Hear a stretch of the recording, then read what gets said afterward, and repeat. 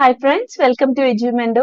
Previous വീഡിയോസിൽ എന്താണ് artificial intelligence, അതുപോലെ തന്നെ ആർട്ടിഫിഷ്യൽ ഇന്റലിജൻസിന്റെ ഹിസ്റ്ററി എന്താണെന്നൊക്കെ ഓൾറെഡി കണ്ടു.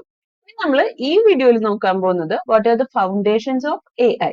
ഫൗണ്ടേഷൻസ് എന്ന് പറയുമ്പോൾ എന്താ നമ്മൾ ഉദ്ദേശിക്കുന്നത്? എ ഐ എന്ന് പറയുന്ന അല്ലെങ്കിൽ ആർട്ടിഫിഷ്യൽ ഇന്റലിജൻസ് എന്ന് പറയുന്ന ആ ഒരു ഫീൽഡ് മറ്റുള്ള ഏതൊക്കെ ഫീൽഡുകളിൽ നിന്നും ഇൻസ്പയർഡ് ആയിട്ടാണ്, അല്ലെങ്കിൽ മറ്റുള്ള ഏതൊക്കെ ഫീൽഡുകളിൽ നിന്നുള്ള കോൺട്രിബ്യൂഷൻസും വ്യൂ പോയിന്റ്സ് ഒക്കെയാണ് എ ഐയിൽ നമ്മൾ എടുത്തേക്കുന്നത്.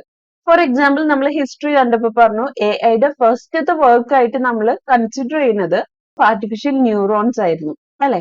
അപ്പൊ ആർട്ടിഫിഷ്യൽ ന്യൂറോൺസ് എന്ന് പറയുന്നത് എന്തായിരുന്നു? നമ്മുടെ ബയോളജിക്കൽ ന്യൂറോൺസിന്റെ ഒരു റെപ്ലിക്ക ക്രിയേറ്റ് ചെയ്യുന്നത്. അതായത് നമ്മുടെ ബയോളജിക്കൽ ന്യൂറോൺസ്, നമ്മുടെ ബ്രെയിൻ്റെ അകത്തുള്ള ന്യൂറോൺസ് എങ്ങനെയാണോ വർക്ക് ചെയ്യുന്നത് ആ സെയിം മോഡലിൽ വർക്ക് ചെയ്യുന്ന ആർട്ടിഫിഷ്യൽ ന്യൂറോൺസ് ആയിരുന്നു first work of A I എന്ന് പറയുന്നത്. അപ്പൊ ആ ആർട്ടിഫിഷ്യൽ ന്യൂറോൺസ് നമ്മൾ കണ്ടുപിടിച്ചേക്കുന്നത് ഏത് ഫീൽഡിൽ നിന്ന് ഇൻസ്പയർഡ് ആയിട്ടാണ്? ന്യൂറോ സയൻസ് എന്ന് പറയുന്ന ആ ഒരു ഫീൽഡിൽ നിന്നാണ് നമ്മൾ ആർട്ടിഫിഷ്യൽ ന്യൂറോൺസ് എന്ന് പറയുന്ന ഒരു കോൺസെപ്റ്റ് ജനറേറ്റ് ചെയ്തെടുക്കുന്നത്, അല്ലെ? അപ്പൊ ന്യൂറോ സയൻസ് എന്ന് പറയുന്നത് it's A foundation of A I. അതേപോലെ മറ്റു പല ഫീൽഡുകളിൽ നിന്നും എ ഐയിലോട്ട് പല കോൺട്രിബ്യൂഷൻസും ഉണ്ടായിട്ടുണ്ട്. അങ്ങനെയുള്ള ഫീൽഡ്സ് ഏതൊക്കെയാണെന്നാണ് നമ്മൾ ഈ വീഡിയോയിൽ നിന്ന് നോക്കാൻ പോകുന്നത്. So let's get started.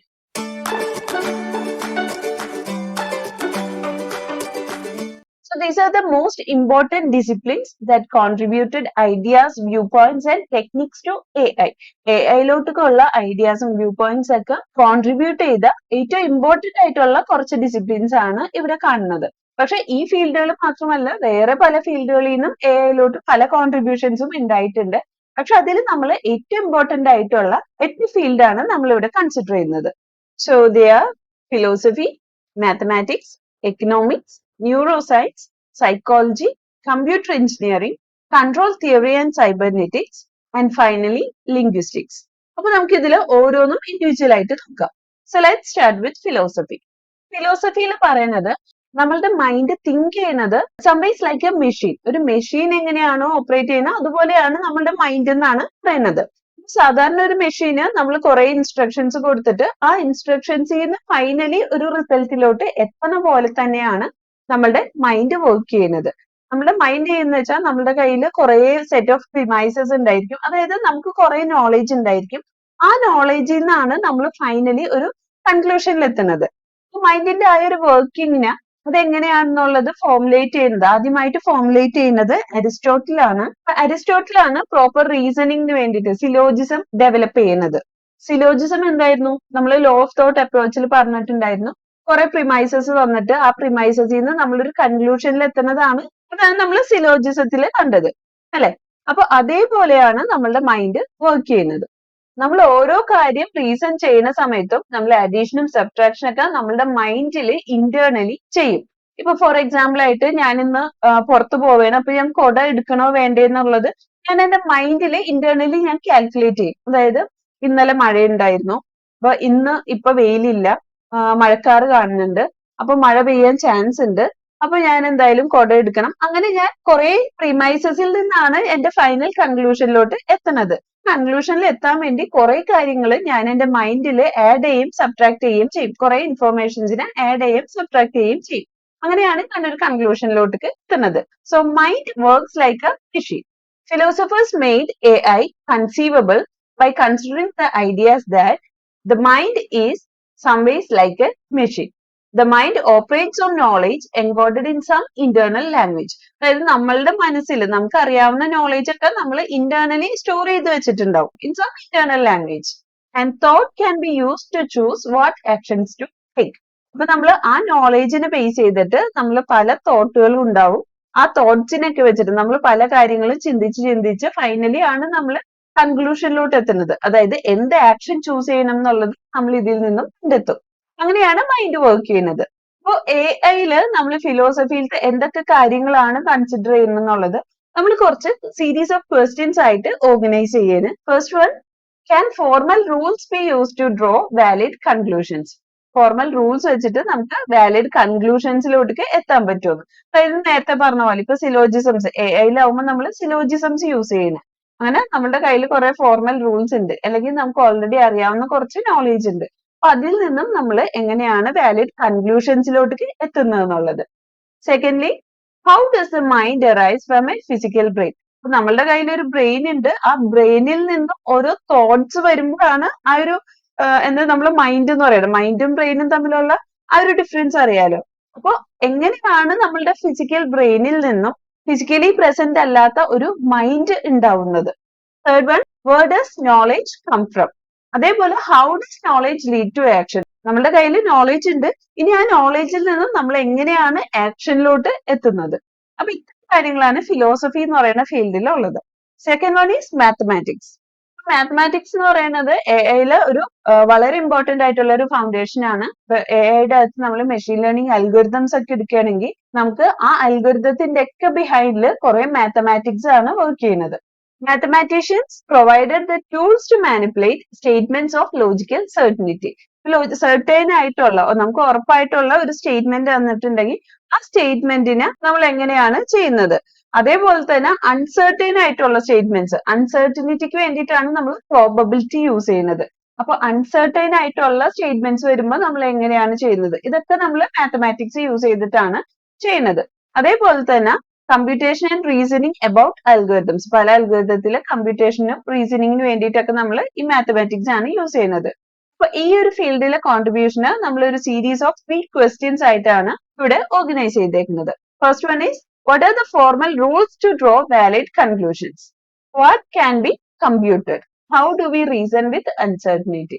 നമുക്ക് വാലിഡ് കൺക്ലൂഷൻസിൽ എത്താൻ വേണ്ടിയിട്ടുള്ള ഫോർമൽ റൂൾസ് എന്തൊക്കെയാണ്, നമുക്ക് എന്തൊക്കെ കമ്പ്യൂട്ട് ചെയ്യാൻ പറ്റും, എന്തൊക്കെ കണ്ടുപിടിക്കാൻ പറ്റും, ഇനി അൺസർട്ടൻ ആയിട്ടുള്ള സിറ്റുവേഷന് നമ്മൾ എങ്ങനെയാണ് റീസൺ ചെയ്യുന്നത്, ഇത്രയും കാര്യങ്ങളാണ് നമ്മൾ മാത്തമാറ്റിക്സിൽ നിന്ന് നോക്കുന്നത്. Next is economics. ഇവിടെയാണ് യൂട്ടിലിറ്റി എന്ന് പറയുന്ന ടേം വരുന്നത്. അതല്ലെങ്കിൽ നമുക്ക് അതിനെ പ്രിഫേർഡ് ഔട്ട്കം എന്ന് പറയാം. അതായത് എക്കണോമിസ്റ്റുകൾ എന്താ ചെയ്യുന്നതെന്ന് വെച്ചിട്ടുണ്ടെങ്കിൽ നമുക്ക് മാക്സിമം പ്രോഫിറ്റ് കിട്ടുന്ന രീതിയിലത്തെ ഡിസിഷൻസ് വേണം നമുക്ക് എടുക്കാനായിട്ട്.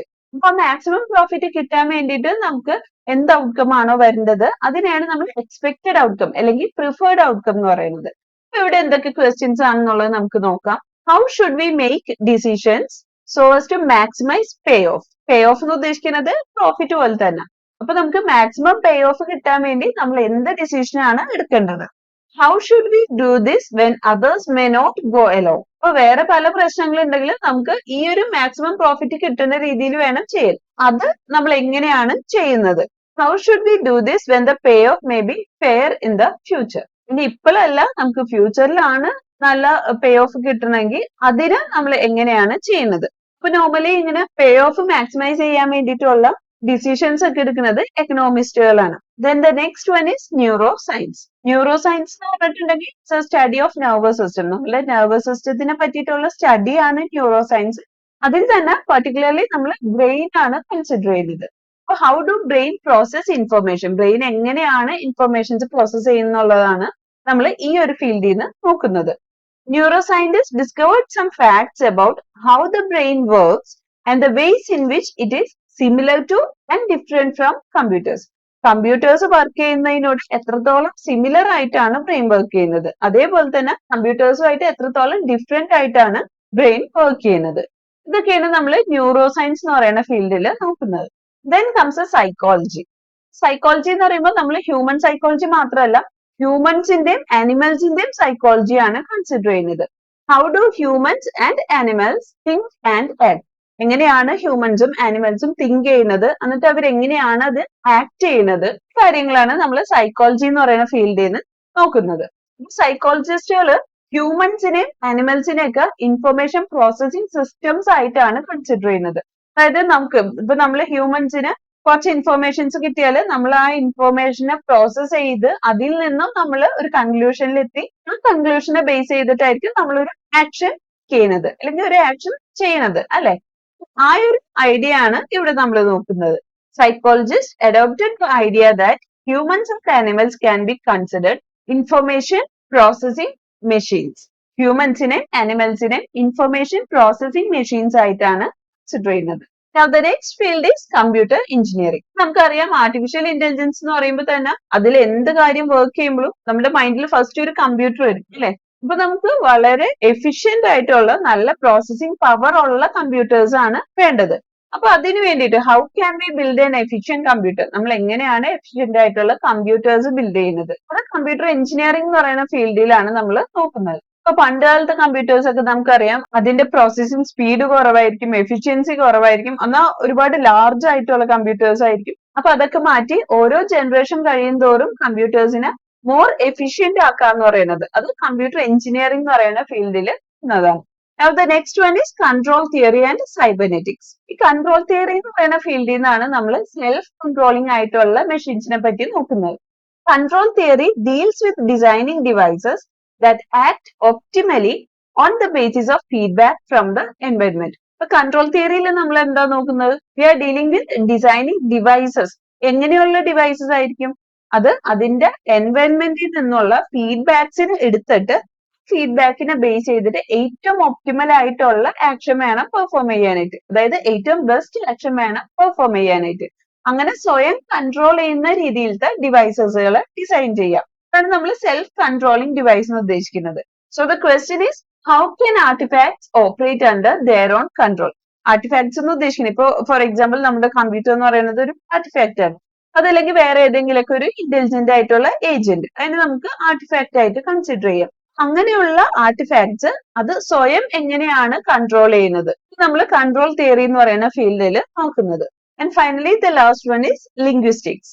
ഇതിൽ നിന്നാണ് നമ്മൾ മെയിൻ ആയിട്ട് NLP അല്ലെങ്കിൽ നാച്ചുറൽ ലാംഗ്വേജ് പ്രോസസ്സിംഗ് എന്ന് പറയുന്ന ആ ഒരു ഫീൽഡ് ജനറേറ്റ് ചെയ്തെടുക്കുന്നത്. അപ്പൊ മോഡേൺ ലിംഗ്വിസ്റ്റിക്സും അതുപോലെ തന്നെ AI-യും they were born at about the same time. രണ്ടും ഏകദേശം സെയിം ടൈമിലാണ് സ്റ്റാർട്ട് ചെയ്യുന്നത്, പക്ഷെ രണ്ടും രണ്ട് ഫീൽഡ് ആയിട്ടാണ് ഉണ്ടായിരുന്നത്.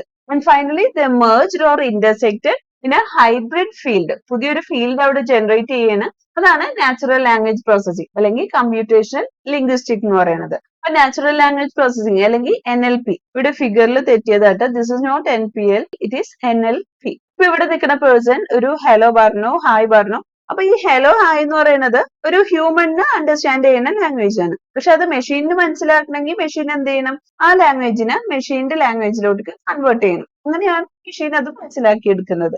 അപ്പൊ ആ നാച്ചുറൽ ലാംഗ്വേജിന്, ഹ്യൂമൻസിന്റെ നാച്ചുറൽ ലാംഗ്വേജിനെ കമ്പ്യൂട്ടർ പ്രോസസ് ചെയ്തെടുക്കുന്നത്, അത് എങ്ങനെയാണ് ആ ലാംഗ്വേജിനെ അണ്ടർസ്റ്റാൻഡ് ചെയ്യുന്നത്, മനസ്സിലാക്കുന്നത് എന്നുള്ളതാണ് നമ്മൾ NLP എന്ന് പറയുന്ന ഫീൽഡിൽ നോക്കുന്നത്. അപ്പൊ ഇതിൽ നിന്ന് നമുക്ക് ജനറേറ്റ് ചെയ്ത ക്വസ്റ്റ്യൻ ആണ് how does language relate to thought. നമ്മളുടെ ചിന്തകൾ നമ്മൾ എങ്ങനെയാണ് ലാംഗ്വേജ് ആയിട്ട് മാറ്റുന്നത്. ഇത്രയാണ് ലിംഗ്വിസ്റ്റിക്സിൽ വരുന്നത്. അപ്പൊ ഇതൊക്കെയാണ് ഡിഫറെന്റ് ഫൗണ്ടേഷൻസ് ഓഫ് AI. അപ്പൊ ഇത് ഫൗണ്ടേഷൻസ് ഓഫ് AI അങ്ങനെ ചോദിച്ചു കണ്ടിട്ടുള്ള ഒരു ക്വസ്റ്റ്യൻ അല്ല. പൊതുവെ ഹിസ്റ്ററി ഓഫ് AI-യും അതുപോലെ ആപ്ലിക്കേഷൻസ് ഓഫ് AI ആണ് സ്ഥിരമായിട്ട് ചോദിച്ചു കാണുന്നത്. ബട്ട് ഫൗണ്ടേഷൻസ് ഓഫ് AI ചോദിക്കില്ല എന്ന് നമുക്ക് പറയാൻ പറ്റില്ല. മാക്സിമം ഒരു 5 മാർക്സിനോ അല്ലെങ്കിൽ 7 മാർക്സിനൊക്കെ ചോദിക്കാവുന്ന ഒരു ക്വസ്റ്റ്യൻ ആണ് foundations of AI. I know it's not an interesting topic. ഇപ്പൊ ഇത് എക്സാമിന് വരികയാണെന്നുണ്ടെങ്കിൽ ഇപ്പൊ ഈ ഒരു PPT-യിലുള്ള പോയിന്റ്സ് ഇത്രയൊക്കെ തന്നെ നിങ്ങൾക്ക് മതി, ഇത് തന്നെ ധാരാളമാണ്. ഇപ്പൊ ഇത്ര എഴുതിയാൽ തന്നെ ഒരു 5 മാർക്സിനും 7 മാർക്സിനൊക്കെ ഉള്ള ഒരു ടോപ്പിക് ആയിട്ടുണ്ട്. So that's all about the foundations of AI. See you soon in the next video. Thank you.